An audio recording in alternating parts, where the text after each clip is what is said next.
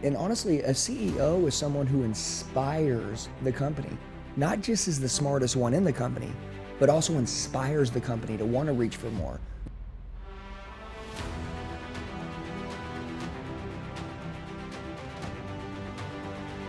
Success leaves clues. But what about the sacrifice no one talks about? Today, we're not just talking about sales. We're talking about the relentless drive behind building an empire, the pain that fuels ambition, and the balancing act between success, family, and identity. My guests today are Jacqueline and Andy Elliott, a power couple who didn't just break records in sales, they rewrote the rules. Andy, a young, hungry car salesman, became one of the world's most recognized and relentless sales coaches of our time. But behind every unstoppable force, there's a strategist making sure it all holds together. Jacqueline, the CEO and mastermind behind the Elliott Group, took a leap of faith, leaving behind the sustainability to build a 9-figure empire alongside her husband. In this conversation, we strip away from the polished success stories and dive deep into the sacrifice, struggles, and defining moments that shaped them both. How do they balance the intensity of high performance with marriage and family? What fears still drives them? And at what cost does extreme success come?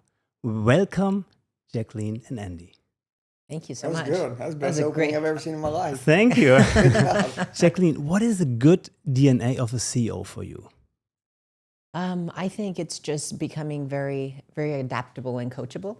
I think a lot of times when people, get a certain level of success, they quit studying, they quit learning, and they become the bosses.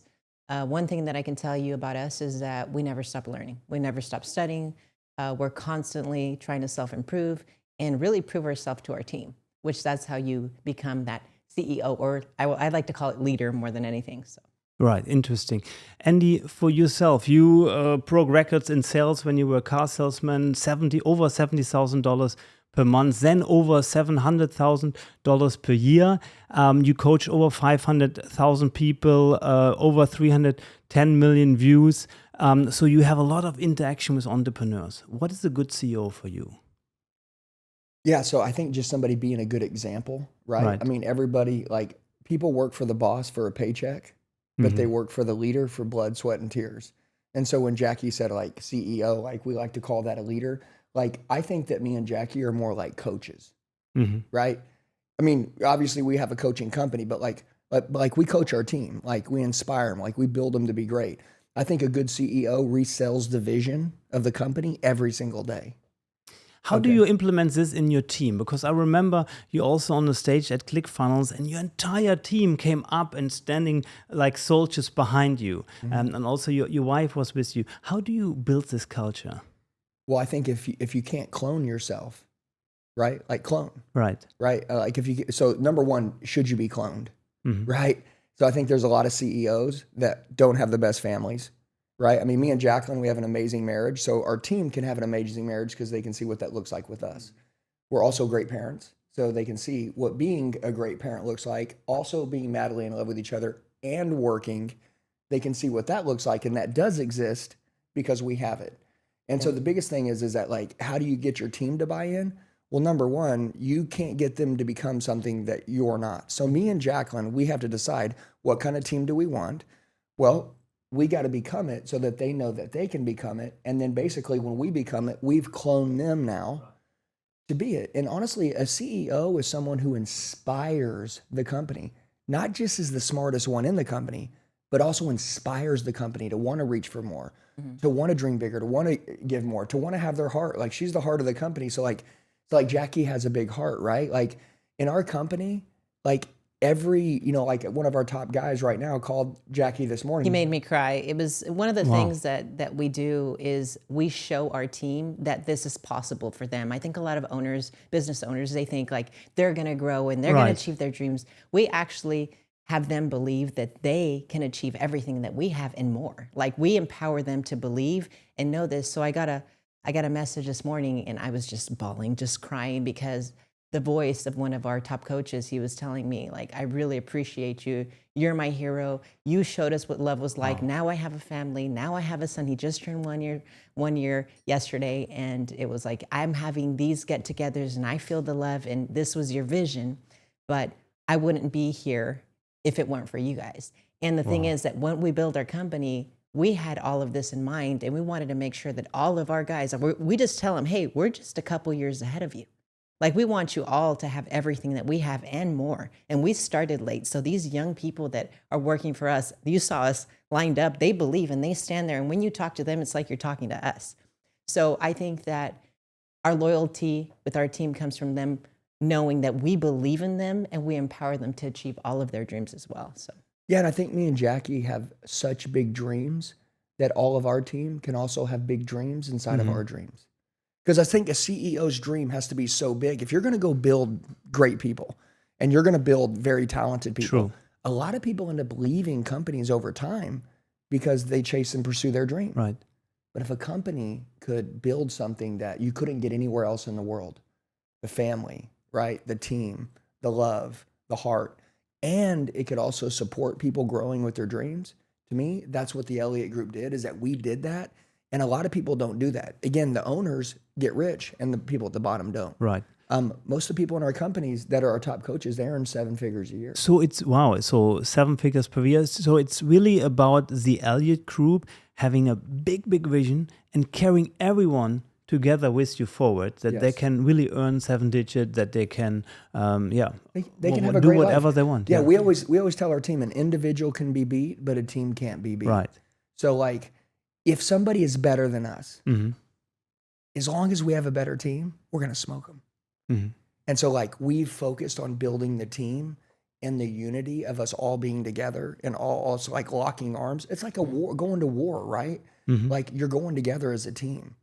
we don't hire them for money. Like, they don't come to work with us for money, but they end up making a lot of money because they have massive hearts and they're in to help people. Right. So it turns into that. Yeah, so why do they come to you when it's not for money? Well, most of our people that work for us, they've been in our training program and it's helped them change their lives. Like, they see the way we live. It's not about just, first when we started our company, it was all about like, hey, we're going to teach you how to make money because we're a sales training organization. But then we realized that a lot of people had a lot of problems. Like, there were infidelities, there were like maybe, addictions, there were things that were going wrong. So we're like, hey, why are we just teaching them sales? We need to teach them how to just become good humans and be proud of themselves and have sustainable wealth and sustainable income, but also be proud of themselves.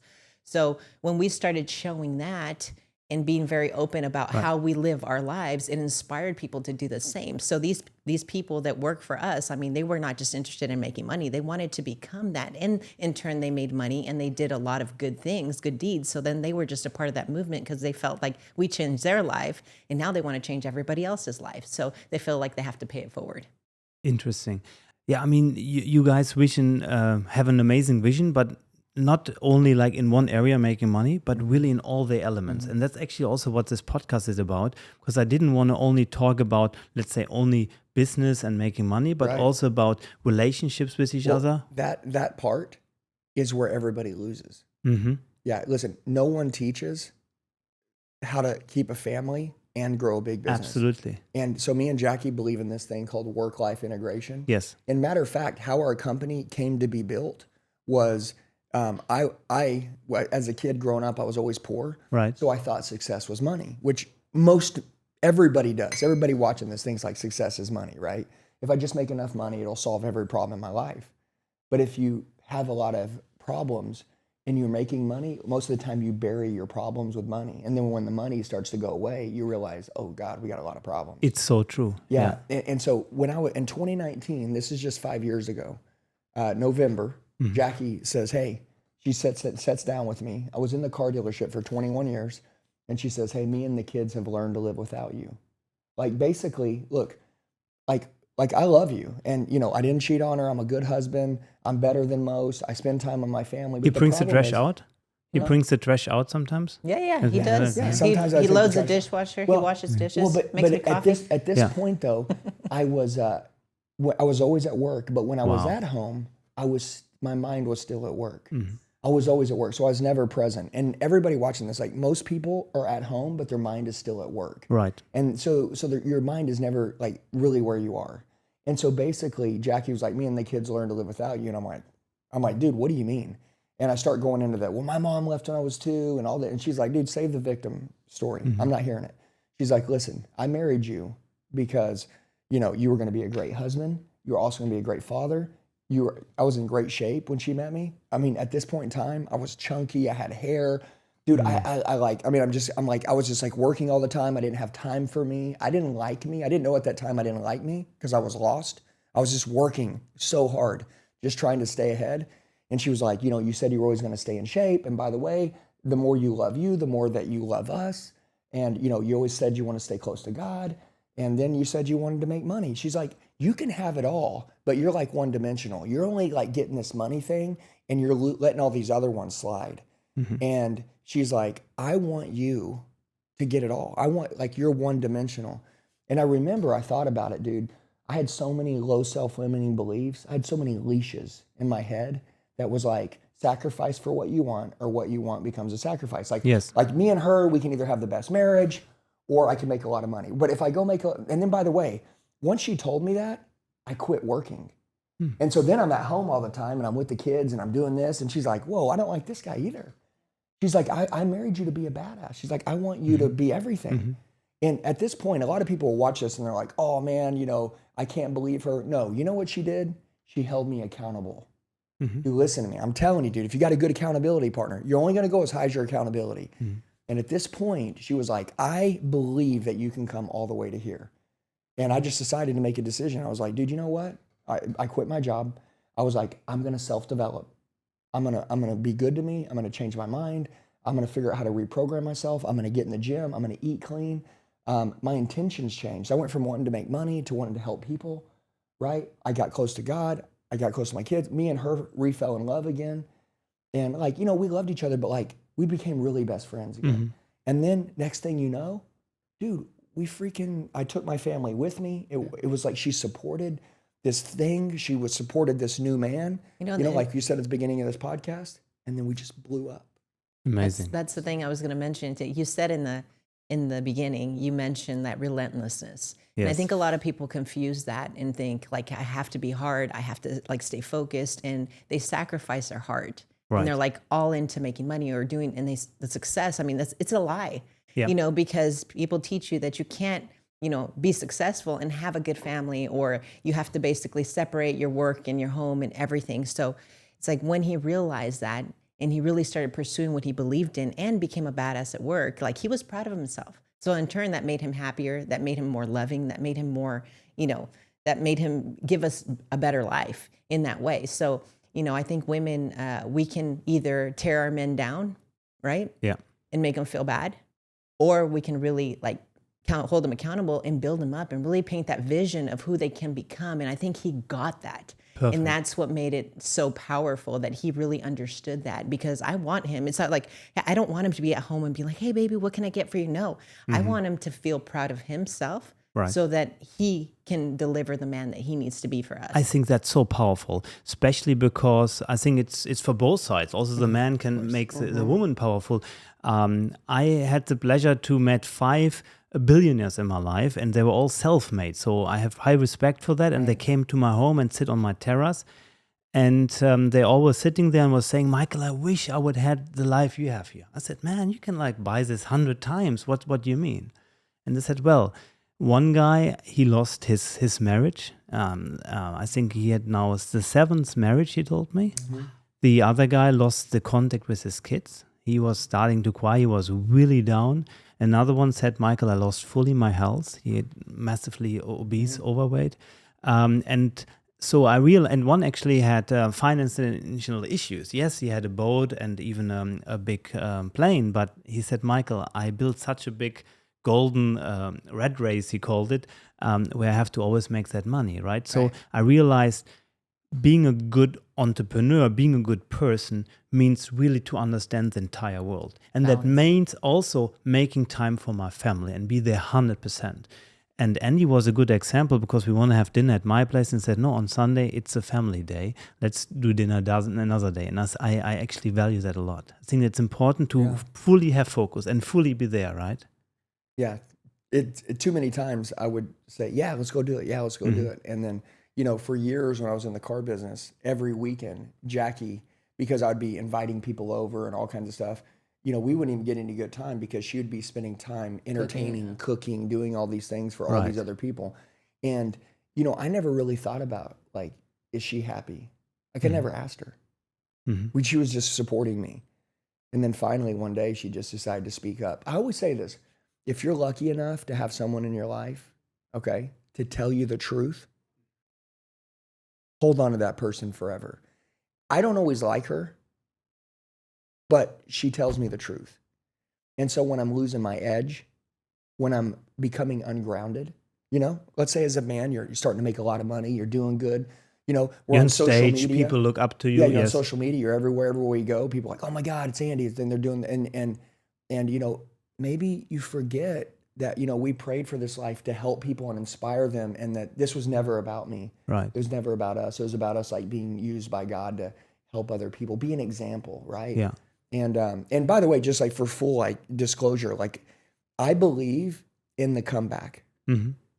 A big part of, like, why our company has grown so big is because I am an absolute screw up. My whole life I've been a screw up. I've just always come back. And so, like, I believe in the comeback kid. I believe that anybody, a lot of the times when somebody makes a mistake in life, they can do anything. You can always come back. You're never defined by that moment. A drug addict relapses. Dude, but you can come back. You lose your family. You can come back. You cheat. You can come back. I'm just saying, the worst thing, I believe, we're Christians. And so I believe, as a born again Christian, that like the devil wants you to believe you're finished every time. And, there's so many people in the world, when people mess up, they're like, dude, that guy, screw him. He's finished. Look, dude, I believe this. There's a point in everyone's life where wisdom's going to come in and they're going to be mature and they're going to melt their ice cold heart and they're going to become a good person. And they're going to want to change. And if that day happens and I'm around, I'm always like, and she knows, I'm always like, okay, let's go. And so, like, when we started our coaching company, I didn't get out there and play like I'm in a suit, right? See, Grant Cardone was like in the sales training space, right? So, like, in the United States, sales training was like thinking like Grant Cardone or, something along those lines. And so immediately I was like, dude, we're going to wear t-shirts. We're going to get freaking jacked. We're going to wear black gear. I'm going to run as like an army, like paramilitary, right? I don't want to look anything like those guys in those suits. Now, we train CEOs in suits and billionaires, but like, I don't want to look like those guys.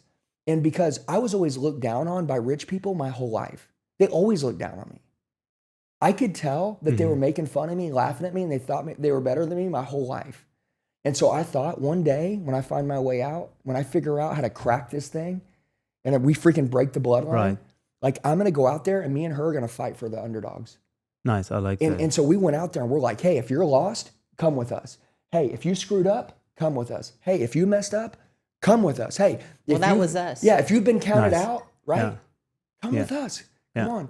And underdogs beat Goliaths every freaking day. True. That's so true. And I think it's so important also to have a religion. I'm also a Christian by full choice.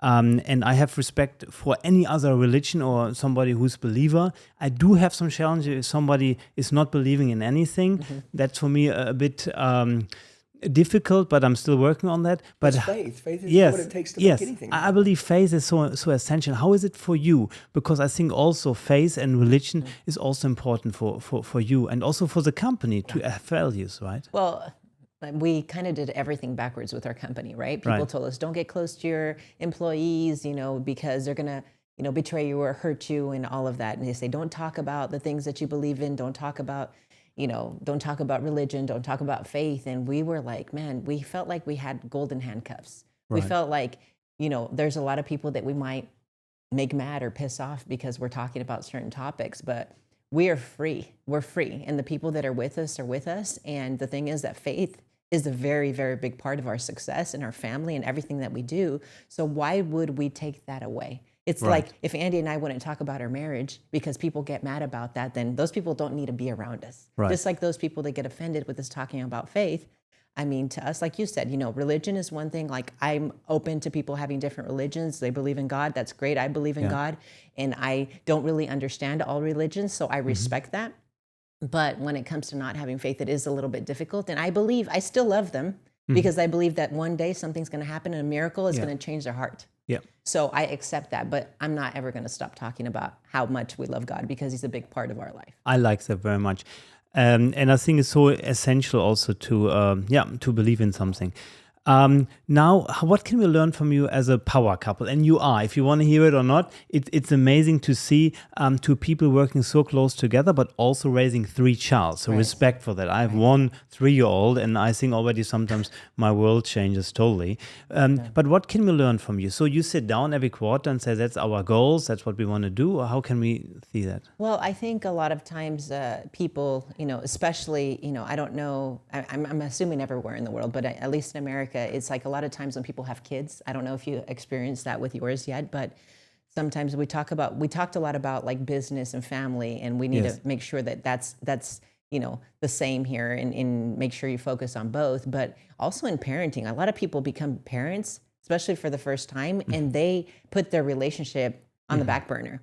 And they don't show each other love. So we were in that boat. When I had my son, I was so in love with being a mom that I almost put Andy on the back burner. And it was just that love that I had for that baby that I just didn't really know how to balance that. And I think a lot of times, parents, they get home from work and then they run straight to the kids and they don't show that affection between the couple that is so essential for the kids to do. So with us, like, we show each other more love than we show our kids, and our kids are massively loving because of that. And I think it's so, so important. So first of all, if you want to teach your kids to be respectful and to be loving and to, you're going to have to show that affection between as a couple. That's number one. I think that's the biggest thing. And also when your kids get older, you have to be on the same page. So we made up a rule, and I think it'd be good to kind of share that, because we have this rule that we said, hey, you need 2 yeses to get a yes. So if you want a permission to go do something, you need 2 yeses. And you only need 1 no for a no. So they can't be like, hey, mom said this. No, like that, you're going to have to do that. And we have to agree, because if not, your kids would just run the house, and then they put each other against, the parents against each other. And it's one of those things. But I mean, there's so many different things that I can tell you about parenting, but I mean, it would take up an hour. That's super interesting. Yeah. On the power couple side, there's some things that I think have really helped us. Right. Number one, if someone wins, no one wins. Right. So like, your goal isn't to be right. Your goal was to always be in alignment. Yeah. You're not always going to be right, but you always want to be in alignment. If I'm right and I make her lose, well, then that's not good. That's my best friend. Yeah. You know what I'm saying? Like, you want to hurt your partner? Come on, man. If someone wins, no one wins. Okay. So don't fight for win, fight for resolution, right? How can we resolve this? Secondly, be where your feet are, right? So like, when I'm at work, okay, my wife wants me to kick ass at work. When I'm at the gym, she wants me to kick ass at the gym. When I'm at home, she wants me to be at home. It's very simple. Just be where your feet are. If you do that, I promise you'll always crush it with your family, because when you're there, you can be there. And then when you're at work, be at work. And then if you give everything you got where you are, like, you're going to kill it. Also, if you treat something like it's the beginning, there'll never be an end. I watch people fight all the time. I watch people go into marriage counseling. And I'm like, dude, I can fix every one of your problems. If you just go back and treat each other like you did when you first met, you guys wouldn't be this way. And so like, we have to be good to each other. It's super important after 20 years that me and her are really good to each other. Yeah, I like that. And also, love is hard work. And people think, oh, it's so easy. Like, you have such a good relationship with your wife. Everything is great. I said, well, it's hard work. We have a date night. We have, okay, date night is not hard work, but I mean, you need to like put effort in. That's what I try to say. Date night is hard work, because honestly, the world has so many, it's so like, well, it's demanding, right? Especially as you grow anything. And so you're like, okay, well, we'll miss this week, but we'll go next week. Yes. Did you start that? Next thing you know, it's like saying that we'll miss the gym. Yeah. The on hard Monday. thing is the consistency. It's like, dude, you can't Yes. skip, man. So true. Dude, whatever's important, you'll find time for. 100%. Well, just think about when you first started dating your wife, what were you trying to do to impress her? Right. What were you trying to do, being spontaneous? And then all of a sudden you're together, and then all of a sudden it's so hard to be spontaneous, so hard to, look at those things that you used to love about her the same. So it's like having that newness there is so important. And it is hard work because you're constantly having to remind yourself that it's like the first day. Right. So. Yeah. Yeah, and I want to give a piece of advice for the women. Mm-hmm. This is a big one, okay? Because a lot of the times, women are pretty mature and guys are pretty immature, Yes. right? True. Like we're just kind of stupid sometimes. And What? there's the day Just that kidding. it kind of all clicks, right? Yeah. And I want to tell you something. Jackie, for the first, we've been together 20 years, but for the first 15 years, basically, like she was like telling me to like stop being one dimensional. Like I can have it all, which we just talked about. Yeah. And I just kind of like didn't get it. He was my Right. kid. I was like her kid, right? You know what I'm saying? And at 39 years old, I got it. And I made a lot of mistakes. I made a lot of false promises to her. I told her we were going to do stuff, and then we didn't do it. I didn't help around the house. I just did a bunch of crap that probably annoyed the hell out of her. She probably had a lot of resentment because even though she was number one to me, right? Like I treated work like it was number one, right? Like I would say she's number one, but really work was number one because that's all I thought about. Right. So it's like, you know what I'm saying? Like Yeah. it's just, I was ate up with like wanting to be the best, right? And so, but the day I changed, she supported me to change, and she didn't bring up the past on me anymore. This is really important. When a man decides to change, the woman must say, okay, listen, I believe in you, and don't remind him of who he used. She didn't say, you know what, you want to change, but remember when you did this, remember when you did that, you remember when you did this, because then I'd be like, oh, okay, you know what, I'm never going to change. Like, I'm just a piece of crap. And honestly, I would have never changed. But when I made the decision, you know what she did? She says, I believe you. I believe you. But Let's his go. eyes changed, though. Like his eyes Yeah, changed, but and I you saw have to it. support Yeah. your man when he decides to change. And the 100%. fact that she did, though, here we are today. We built this 9-figure business. We did all of these things. Amazing. And when I saw her support me, my love for her, because I saw like, oh my Yeah. God, like she can forgive me. Like she can see a future amazing. me. Dude, then I started including her in everything because I was like, I need her with me. She's my superpower. Yeah. Right? I think it's so interesting and important. I call it the elephant brain, right? That some people always like remember, but you said like this. So yeah. I think it's important on the one hand to let other people change. And on the other hand, also take people with you who are important and close to you when you change. So when I travel a lot, sometimes I just ask my wife, please join me to go to Silicon Valley, to see some of the latest AI companies or something, because she should get the feeling too. Because otherwise, I might develop myself in another way and I want my life partner with me. I think that's very He'll important. support you better. Yeah, what I hear very often with entrepreneurs who then build a great business, travel the world, and the wife unfortunately had to stay home with the kids and couldn't experience all that, right? And that causes a lot of resentment. Yes. Dude, you may not know about it now, but and that resentment stacked over a long 100%. period. One day, people just get divorced. Yeah. And you're like, what the hell happened? I thought they were great. They had everything. And you're like, I don't know what happened. And it was death by 1,000 paper cuts. One paper cut at a time. Yes. Over 10 years. Finally, one day, pack the bags, they're out. 100%. You build, really like an empire, and you have such a relentless inside you. What is the biggest lie you told yourself to move forward, to say, look, I have this drive to get up, to go to the gym, to close the next deal, to go to this big event? Well, there's two things. Number one, I could tell that Jackie didn't look up to me. Mm-hmm. And so that pisses me off. Out of love? Yeah, no, like I just feel like, like I'm a man, right? Yeah. Like I don't want to walk in. I mean, I want to be attractive. And by the way, I can't change my face. I can't look like Brad Pitt, right? But I can get jacked. I can get shredded. I can get disciplined. I can get ripped. By the way, you're gonna build a big business. It's gonna take discipline. 100%. So I got in psycho mode in the gym, and then guess what happened? We got closer. I started taking better care of myself. By the way, the crazy thing is is that I wanted her to look up to me, but you know what she really started looking up to me? When I like me more and I'm taking care of myself, Yes. I love me more, I'm better to her, that made her love me more. I thought that if I could get a better body, she would want me more. Really, she wants me more when I'm more loving and I'm actually cool to be around and I'm in a good mood. Right. And so when I take care of me, everyone is happy. Yeah. And so like if I'm ever getting like off, she's like, get your ass to the gym. Like she'll tell me immediately. Yeah. That's My wife does the same, by the way. Yeah, she's like, go to the gym right come now. back She's later. like, we're not going to talk about this until you go to the gym. And I'm like, yeah, but and she's like, go to the gym. Especially if you're going to talk about a problem. Yes. Did you Yeah. make it to the gym yet? Yes.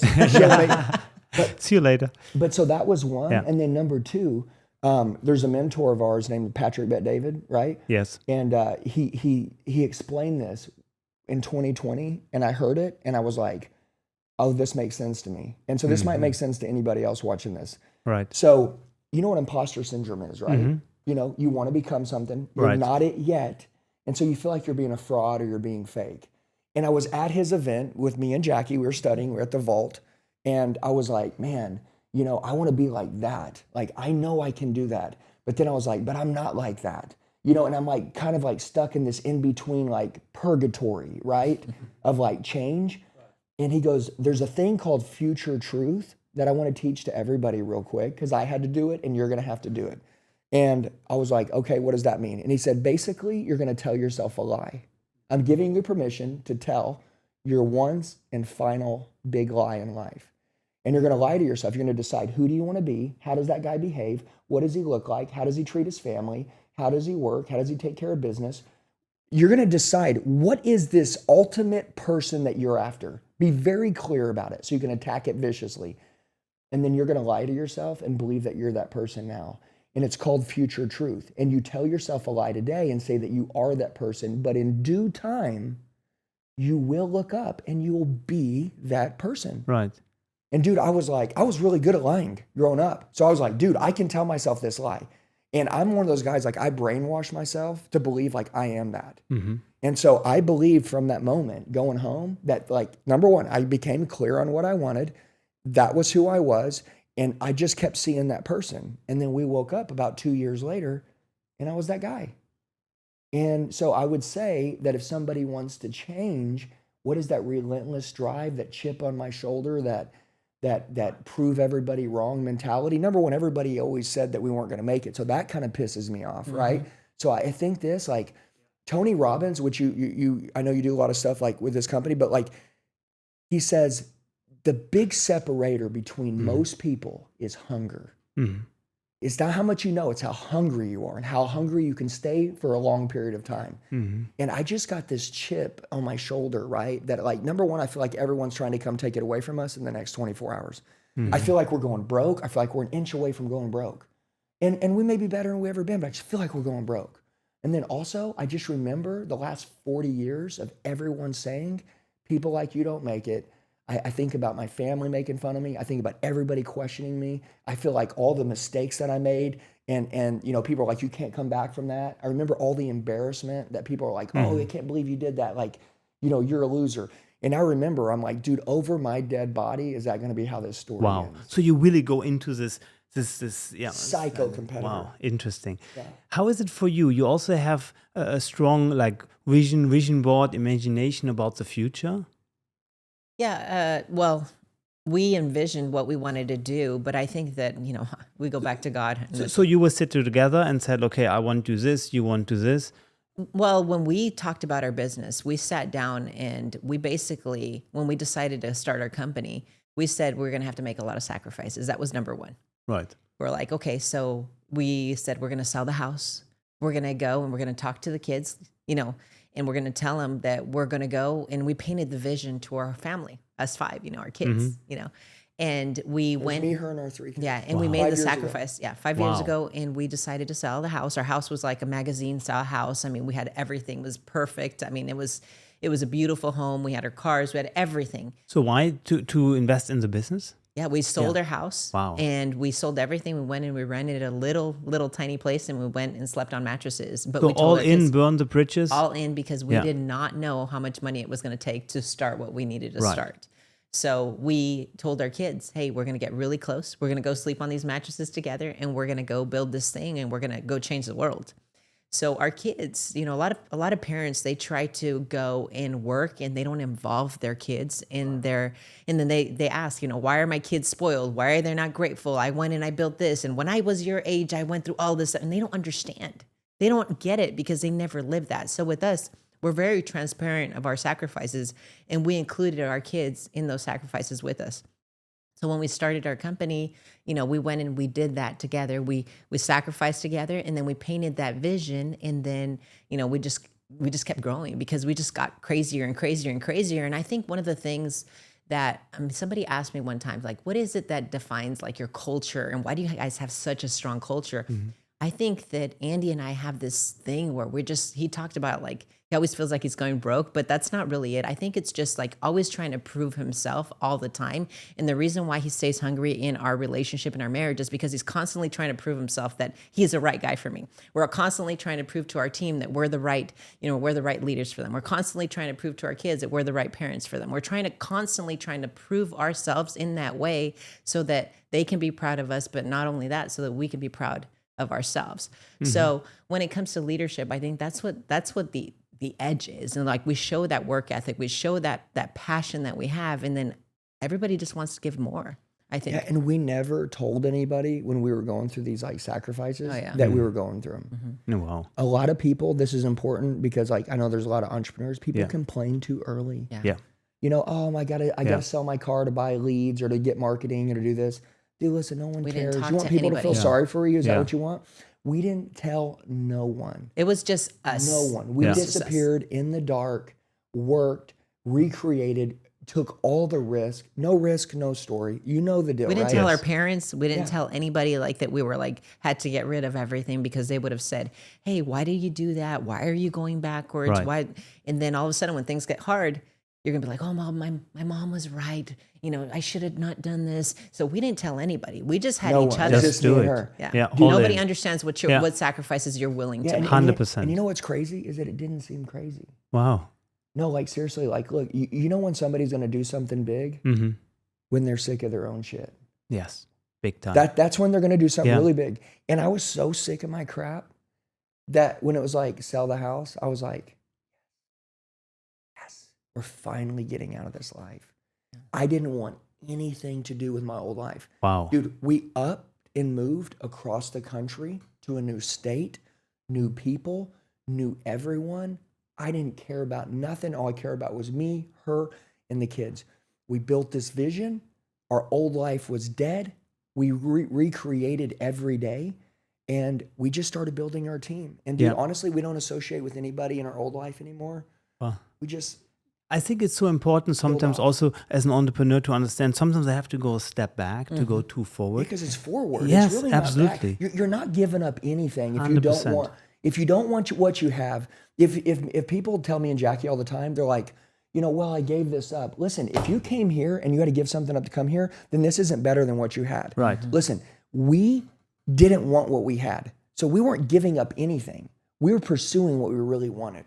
What I also sometimes tell myself is, how would I feel not trying or doing it?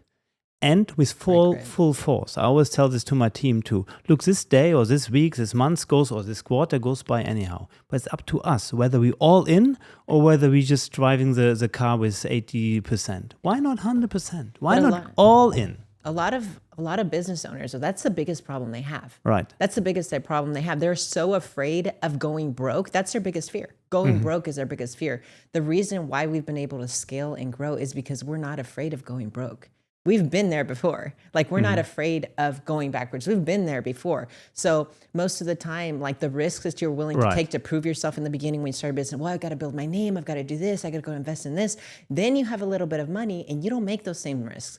So that's the reason why your team probably doesn't look up to you, because they don't see you as the person taking risks. Your kids aren't looking up to you because they see you as boring. Your spouse is, not seeing you as the guy that's adventurous anymore. And that's the problem with a lot of business owners. And the reason why they stop scaling is because they're not willing to prove themselves anymore or risk anything because they're comfortable. They lose their damn edge. Yeah. And the game edge, that's so important to still stay into the game, because I think life is about new challenges and moving forward. Right. What is the title of six-pack hiring policy? Why did you imply that? Well, and what is it? Well, the biggest thing is that when I got in physically good shape, it changed my life. Mm-hmm. And so like, it did so good for me and my identity that like, I had this standard around me that people that were taking care of themselves had better energy, had better vibes, were in a better mood. People that went to the gym in the morning and worked out hard, they had a chemical, reward, oxytocin, serotonin, dopamine, endorphins would get released. It's a biological reward. They could give that to my clients all day long. I could be around them. They were magnetic. And so I just was like, I want to be around people that are striving to be more fit every day, that are striving to, and by the way, six-pack mentality What it is. is also another thing here. Like six-pack like here, and then like six-pack here, right? Like you have to work on your mental mindset every day. Your mind ain't your friend. Okay, your mind doesn't want you to freaking kick ass and win and destroy it every day. Your mind tries to keep you safe, play small, be comfortable, stop taking risks. Yes. And so like you have to work out every day, and you also have to reprogram your mind every day. And have you ever read the book by Napoleon Hill, Outwitting the Devil? Right? He talked about like, hey, I own 98% of the world's mind. That's why they're not successful. Right? And so like basically like the devil wants to hijack your mind. It's the most valuable thing in the world. So you got to reprogram it, retrain it every day. And so basically, about 3 years ago, I was on stage, and I was just like, there's this guy, and he's on stage with me, and I could just tell that like, Tony Robbins always says, like, if you're at the bottom and you're looking for answers, I can help you. If you're at the top, and you're looking for that edge, you operate from a state of madness, you're looking for answers, I can help you. But if you're in the middle and you're numb, I can't help you. If you're not looking for answers, if you're not looking for an edge, I can't help you. I can't help you. No one can help you because you're not looking for answers. Right. And I'm on stage. This guy comes to this event, spends $5,000, spends time away from his family. He's at this event, and I can tell that he just is numb. And so I was like, dude, and I could just tell like people were screwing around on their phones. They were just like, their mind wasn't really where they are. And so I just snapped. And I I'm like, I don't want to feed people ice cream and make them feel good. I want to give them the cold hard truth. Right. Here's how I like to be coached. Super direct. Dude, don't beat around the bush with me. Just tell me the freaking truth. Give me the freaking baby. And I hate people that dance around crap, walk around on eggshells around people. Yeah. No, dude, tell us what you're thinking. Tell us what the problem is. Let's get to solving. And so I wanted to snap everybody, and I wanted to trigger everybody. So I just told them, I said, hey, I'm going to deliver a message today that's only for the 1%ers. They told me to bring a message for the whole room. Screw that. I'm going to bring a message for the 1%ers. If you guys worked for me, right? Six-pack or you're fired. I'd fire you. Okay? And I know some of you guys are like, I would sue you. Yeah, I know you would. But this message isn't for you. It's for the 1%ers. So if you're in this room and you came here looking for answers, and you came here looking for that edge, and you can put your damn phone away, and you can be present in this room. You left your family, your wife, your kids, your business, and everything to come in here and learn, and yet you're here, but your mind is back at freaking home. Yeah. You're bullshitting around. You're playing on social media. I want to know who in here really wants to grow. Like, dude, we built this massive thing. You came here to learn it, and now you're here, and you're not here. And like, I just want to smack the hell out of you. You know what I'm saying? Like, you're playing casual. Yeah. Like you gotta wake up and get focused. You know what I'm saying? You gotta pay attention. And so I kind of just snapped. And when I did that clip, it just went viral. It was in the UK. It was in the New York Times. It was everywhere. And basically, they want to like, oh, a business owner is going to fire a guy because they didn't have a six-pack. Me and Jackie, right? Yes. She triggered me. She grabbed my love handle one day, and she was like, oh, you're getting a little out of shape. You're getting comfortable. And it pissed me off, so I got in really good shape. He does it to everybody else now. It changed my whole Payback. life. Sorry, guys. So for about a year, I would be like anywhere I was. Now I don't do this anymore, but like for a year, I was just triggering people. Wow. I was in this like state of like, I was really stirred up. Yeah. That's how he changed. Yeah, that's how I changed. And so like I'm like doing what happened in my life to others now, right? Which you probably to actually help them in a way, right? Like, dude, every time I walk into a mall, I walk into an airport, I go anywhere. I'm not a fitness coach, man. stay in shape as business people. But people walk up to me and they're like, dude, I lost 80 pounds. Dude, check out my six pack. Dude, check this out. And so like, even though, like, I almost had to tell people, like, I'm not a fitness trainer. Like, I just changed my life getting fit. And I honestly went out there and I was like, dude, we're business athletes. Okay. Like, you can be a businessman, but like, this is our adult sport. Okay. So get in shape and stay freaking elite. Be a walking billboard of human excellence. Okay. And so anyway, so all these men and women, men around the world are all getting in great shape because we started this like six pack or you're fired movement. Okay. Which everywhere I go, everybody's like, six pack or you're fired. What's up? You know, so Yeah. our deal is that it was just a couple years back that I was just on a rant. Right. But anyways, But everybody it's just that a we hired mentality. doesn't start off with a six pack, like, but they do get in better shape and Right. they get into the six pack. But if you notice when Andy's talking, like, he's the type of guy that just wants you to change the way that he changed. So that's so important to him. And he's the one that, like, he knows something. He wants to tell everybody. He wants everybody to do the same thing. Yeah. And that's a beautiful thing, because when it comes to businesses and everybody, there's somebody that's going to be direct with you and really Right. tell you the truth and not be like beat around the bush. A lot of people try to get away from the people that tell them the truth, and they don't ever change and they stay the same. They're constantly just looking for answers. And what you see is what you get. It's pretty, I mean, you're going to get pissed off. Like we talk about religion, we talk about family, we talk about fitness, all of this stuff. They might piss you off, but that might mean you're not ready to change. I think it's so essential to have people around you, especially as an entrepreneur, but in general, who tell you the truth, who not talk about the bush, because otherwise it's just a waste of time. Exactly. Right? So what do we see from you guys in the future? You kind of moved now to Dubai, semi-move kind of for a while, but what else do we see from you? I think global, international, is something that's important to us. Right. Right. You know, Tony Robbins went overseas. True. And so he went global. Yeah. He went international, right? Had he never left the United States, he Yeah. wouldn't have gone global. And so, me and Jackie, our vision, like, we have a lot of people over here everywhere that they're like, oh man, I love you guys, but we had never been over on this side of the world, right? Respect. And again, a big move to say, Hem, I remember we met in Las Vegas and I said, I live in Dubai now. He said, oh, I'm also going there. Right. Let's risk this, or no fear, let's do it. I like that. Right. And we feel like we did a good job building our team. Right? We trust them. Yeah. We had a long talk with them and sat down with them. and Built they're like- leaders. Yeah. They're like, Mom, Dad, we're ready. Get out of here. Good. I like that. And we got to give them the legs to grow, right? Yeah.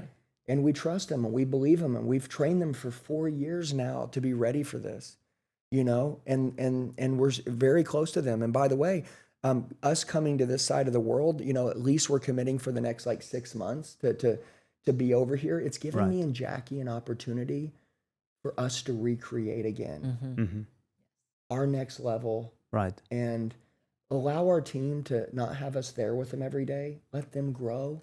Yeah. Let them get stronger. And to me, it could be what makes most companies 10 years to grow. We could grow in 6 months. Wow. Just because of trust and strength. Our word for the year is trust.